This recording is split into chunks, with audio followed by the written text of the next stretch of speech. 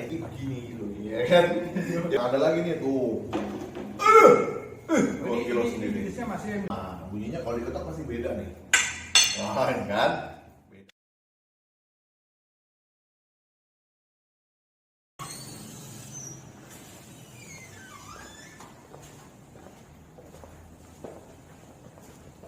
Halo guys, nama gue Marcel Ririhena. Saat ini gue ada di Strong Fit. Nah, Strong Fit ini tempat latihan.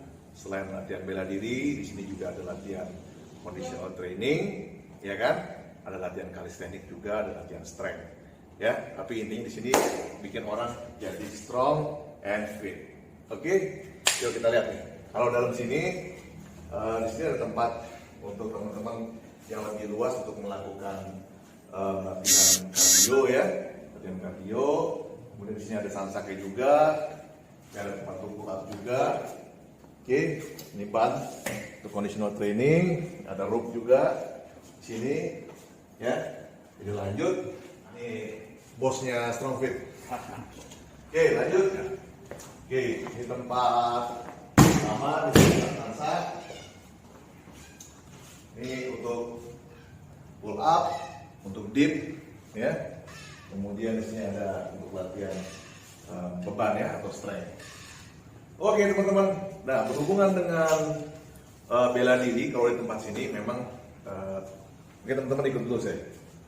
Nah guys, jadi gini, ini tempat selain tempat untuk conditional training, latihan strength, ya kan, kemudian kardio dan latihan bela diri. Nah bela dirinya di sini sebenarnya kita pencak silat nih, yang apa namanya trennya. Di sini ada pencak silat namanya merpati putih. Nah kalau untuk latihan bela dirinya merpati putih, teman-teman udah pasti tahu dong, merpati putih itu spesialisasinya apa? Betul, power atau stamina dan tenaga. Nah stamina tenaga itu merpati putih teman-teman harus tahu, ya, matahin apa aja. Kalau teman-teman udah pernah lihat bahwa merpati putih itu bisa matain beton, matain es, ya kan? Kemudian yang paling banyak juga mematahkan besi cor, ya. Nah seperti kita dengar bunyi ting-ting ini itu adalah besi yang dipukul kepada piring. Oke, jadi intinya adalah besi cor itu punya kadar atau tingkat kualitas mutu itu yang berbeda-beda. Jadi kalau teman-teman lihat ada orang-orang yang mematahkan besi seperti sama dengan merpati putih, tunggu dulu, itu kualitasnya seperti apa. Nah kalau teman-teman pengen tahu, nih kita sama-sama lihat, oke? Pagi, sekarang saya sama Mas Marcel. Ya. Beliau tingkat paling tinggi di Merpati Putih, ya, dalam tingkatannya. Dia juga pengurus pusat, Ya. Merpati Putih. Ya. Sekarang akan menerangkan yang tadi dijanjikan sama Mas Marcel, yaitu tentang materi pematahan, tapi Untuk kualitas, ya. Kualitas tapi dari yang sisi besi. Ya, betul. Silakan Mas. Oke. Thank you. Ini channelnya Dr. Arif nih, subscribe. Oke. Ini ada beberapa pilihan besi-besi, ya. Ya, ada kita bisa lihat. Teman-teman harus tahu bahwa yang di luaran-luaran sana juga banyak. Kan mirip-mirip nih. Kalau teman-teman lihat nih, Kompan Dragonnya sama. Tapi biasanya kita kalau mengukur kualitas tuh minimal berat, ya. Jadi kalau teman-teman tahu, kalau yang ringan-ringan gini nih, ada tuh ya Dr. Arif ya, R setengah tuh. Ini R setengah nih. Ya kan? Sebenarnya, nah sejarahnya R setengah itu macam-macam, ya. Ada juga yang mengatakan bahwa tadinya waktu pertama kali keluar itu semua menggunakan namanya R3. R3 itu dikatakan bahwa R3 itu sebenarnya adalah sebuah merek juga gitu, ya. Seperti merek gitu. Ini kan tulisannya, ini ada R3 nih kan? Iya, R3 ya. Nah, jadi ini tuh buat ngompak nih. Nah kalau ya mas-mas semua teman-teman pompa ini begini gitu, ya kan? Jadi kalau mata ini gini emang berat. Ya, mata gini. Ini R3 ini yang rata-rata kalau misalnya kita kejuaraan gitu, ya disusun nih 2 lapis gitu. Atau mungkin kalau misalnya punya materi kayak gini R4, nah ini bisa juga ditaruh di sana di kejuaraan, ya. Ini R4 nih.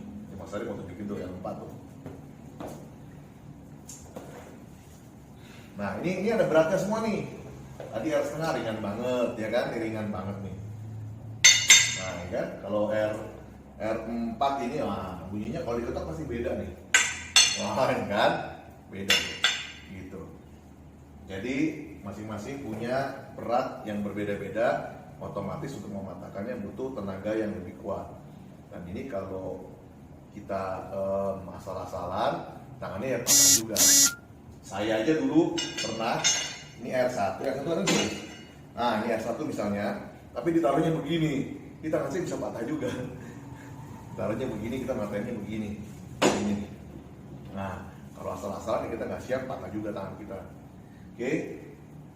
Nah, ini umpan dragon ya. Ini ada R2. Tapi R2-nya masih ringan banget nih. Ya, jadi lihat aja dari atau rasakan aja kualitas dari benda tersebut melalui pertama beratnya dulu. Oke, lanjut. Selain umpan dragon, kita juga ada MD atau nih plat, kita bilangnya plat nih. Ya, plat. Nah, MD ini ya ada MD1 ini ya. Jadi sekarang dipakein grade jadi MD1, MD2 gitu ya. MD3, nah MD1, MD2, MD3, MD3 nih. Oh, lihat ketebalannya masing-masing ya. Beda-beda. Nih. Oh, beda. Warnanya ya kayak do re mi. Nih MD3 mana MD3? MD3. Itu kan kelihatannya udah tebal banget, udah susah kan. Nah, ada lagi nih tuh. 2 kilo sendiri. Ini masih MD ya? Ini MD nih, Mas. Ini MD juga, Mas. Kita bilangnya MD. Bilangnya biasanya MD5 nih. MD5. Pukul bunyinya. Nah. Jangan main-main ya, jangan sembarangan. Oke, kita lanjut. Nah, ini juga ada nih kayak kikir nih. Ini kayaknya kikirnya nggak ada mereknya. Kalau di material biasanya kita diamond, cap garpu gitu ya. Tapi teman-teman harus cari yang banyak bajanya dibanding banyak besinya. Karena kalau banyak besinya dia nggak putus mas, nggak patah, melengkung. Gitu. Nih ada juga di istilahnya namanya K14. Nah, ini intinya sih dari berat ya. Kalau kita bisa pegang beratnya makin lama makin berat lah. Gimana ceritanya K14 mas? Teman-teman, nih kita ada spesial nih. Tadi kan MD ya. Nah, ini sekarang ada K nih, K14. Ini menurut sumber cerita, ya kan, K14 ini katanya yang bawa ini atau yang membuat ini namanya Mas Tonton Jakarta Timur, kemudian mengembangkan Jakarta Barat, MP ya. Nah, ini K14 ini adalah kelompoknya Mas Tonton ya, Mas Arif ya. K14 Indonesia tuh. Dibawa keluar ini mas. Nah, dibawa ke luar negeri nih untuk patah-patahin. Nah, nih SS ini Sinar Sakti. Nah, ini tokonya. Itu tokonya yang bikin. Dia juga pengen ngetop juga nih. Atau pas ngatain kan kelihatan di kamera ya enggak? SS. Tapi dia nggak kasih namanya juga nih. Oke, ini buat Sinar Sakti. Wah, thank you ya. Sinar Sakti udah bikinin material untuk pematahan. Oke, teman-teman lanjut.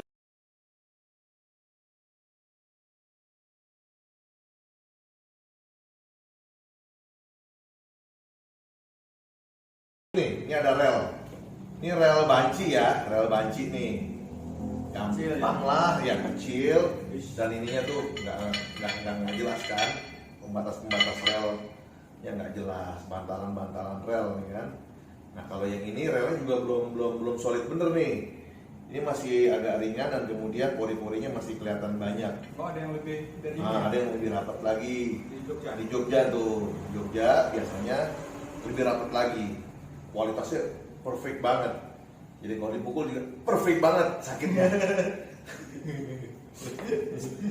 Oke, ini rel.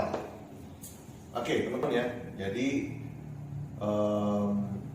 Dokter Arif atau Mas Arif juga tahu bahwa merpati putih itu bukan main-main. Prosesnya buat matain ini. Ada prosesnya buat matain ini dan latihan kita harus semakin lama semakin banyak ya karena kan kita menggunakan satu keadaan ilmiah dalam tubuh melalui proses pernafasan atau tahan nafas ya kan. Jadi bukan atraksi doang ya? Bukan atraksi doang. Materi ujian. Kan kita harus tahu ya namanya bela diri itu ada namanya kecepatan ya kan, ketepatan, ya, satu lagi tenaga, ya. Jadi speed, power, sama ketepatan, kecepatan, tenaga, dan ketepatan. Kalau kita mukul udah cepet, ya kan, udah penuh tenaga tapi nggak tepat, nggak kena kan? Nggak kena, nyampein diri, biar udah badannya gede ya nggak mas? Tapi nggak kena ya? Nggak kena. Nah, kenapa kita perlu sasaran-sasaran seperti ini? Agar tadi kecepatan, ya kan, ketepatan sama tenaga tadi terpusat menjadi satu, kita bisa menyalurkan hal tersebut terhadap satu benda. Jadi diharapkan anak-anak merpati putih atau yang punya latihan tenaga ini gitu ya, kecepatan atau ketepatan dan tenaga ini pada saat fight yaitu benar one shot one kill atau one punch one kill harusnya ya, karena logikanya biasa mata-matain benda keras, harusnya kalau tepat dan cepat itu bisa merusak langsung gitu. Nah, itu adalah filosofinya dari apa yang diinginkan oleh para pendiri merpati putih, agar bisa memang satu kali pukul aja nggak usah banyak-banyak. Dan kebanyakan memang filosofi pencaksilat seperti itu sih, ya mas ya. Ya, diharapkan dengan adanya latihan ini betul-betul bisa kita lakukan. Tapi bukannya bela diri lain itu nggak bagus, semua bela diri bagus. Yang penting kita latihan yang benar dan apa yang diharapkan oleh masing-masing perguruan itu benar-benar kita kejar. Jadi kalau teman-teman udah latihan merpati putih, Mas Arif, jangan dilupain itunya, jangan dilupain latihan powernya. Ya kan, kadang-kadang teman-teman latihan merpati putih yang turun di misalnya ada acara silat bebas Indonesia gitu ya, acara MMA gitu ya, kadang-kadang melupain latihan pernafasan yang jangan, karena latihan pernafasan itu di dalam perguruan kita berguna untuk kekuatan dari dalam tubuh kita. Ya mas, nanti mungkin Mas Arif atau Dokter Arif juga nanti ada channel sendiri ya kan, atau yang nanti akan membahas sisi bagaimana reaksi kimia atau reaksi fisika yang dilakukan oleh orang-orang merpati putih itu. Seperti itu sih kalau dari saya Mas Arif ya. Ada pertanyaan lagi atau ada? Mas dari MP-nya gimana mas? MP? MP, kalau MP saya pernah juara silatnya banyak lah ya. Jadi silat IPSI sendiri saya pernah, terbaik saya pernah masuk di Plada gitu ya, Plada. Nah, karena kesibukan saya nggak lanjut.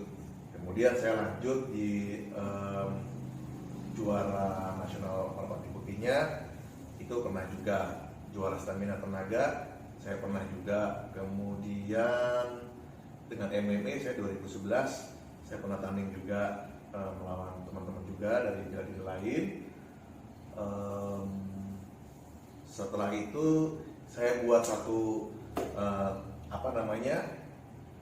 wadah pertandingan namanya Silat Bebas Indonesia. Tapi sekarang namanya Pencak Silat Bebas Indonesia. Nah sebenarnya itu adalah wadah untuk teman-teman para pesilat ya, supaya nanti mereka bisa masuk ke dunia yang sekarang lagi ngetop kan, dunia MMA. MMA itu bukan perguruan, MMA itu artinya mixed martial art. Berarti semua aliran bela diri boleh bermain di situ. Nah, makanya anak-anak silat, khususnya teman-teman saya, saudara-saudara saya di Merpati Putih, harus berani turun ke Pencak Silat Bebas Indonesia. Bayangin aja udah biasa mukul keras begini, harusnya biasa lah kalau kena pukul atau mukul, ya kan? Jelas tadi ya? Ya itu sih harapan saya dan itu latar belakang saya. Dan saya sekarang aktif di saya sebagai sekjen di pengurus pusat Merpati Putih. Tingkatannya apa mas sekarang? Tingkatan kesegaran. Segaran itu udah mentok. Segaran tuh tingkat ke-10. 10 ya, 1, 2, 3, 10 ya. 10. Mas Arif tingkat sekarang. Tingkat 5. Nice, keren. Kombinasi 2. Iya betul. Kombinasi 2 ya. Okay. Dulu saya balik 2 tahun 88 tapi. Oh, sampai balik gue di tahun 88. Gue di Madiun. 30 tahun vakum, mulai lagi. Wah. Ikut lagi sampai Madiun itu sarangnya perguruan silat tuh, ya kan? Dan Merpati Putih di Madiun juga cukup disegani. Ya, nggak pernah berkelahi. Ya, dan semua aliran-aliran ini juga sama-sama menghormati. Nah, Merpati Putih ini punya kekerabatan yang kuat dengan aliran perguruan yang lain. Ya, keren. Oke, Mas. Oke, siap. Terima kasih kesempatannya. Sama-sama. Kapan-kapan ke buat video lagi. Hah? Nanti kita cobain atu-atu ya. Iya dong.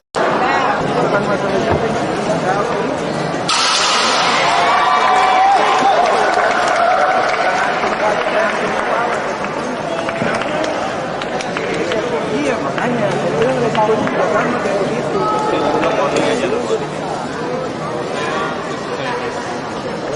Habis.